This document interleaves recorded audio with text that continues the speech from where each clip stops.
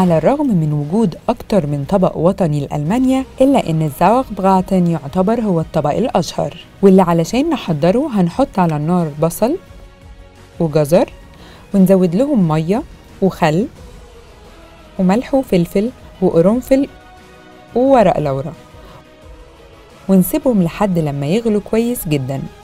بعدين هنسيبهم يبردوا ونحط فيهم اللحمة 3 أيام في التلاجة. بعد كده بنحمر اللحمة في زبدة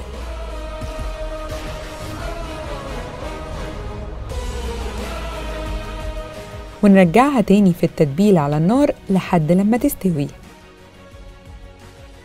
وفي نفس الطاسة اللي حمرنا فيها اللحمة هنحمر دقيق في الزبدة ونزود لهم شوربة وزبيب لحد لما يبقى عندنا صوص كريمي لذيذ. وخليني أقول لكم إن الأسطورة بتقول إن الإمبراطور شارلمان اخترع الطبق ده في القرن التاسع كاستخدام ذكي لبواقي اللحوم.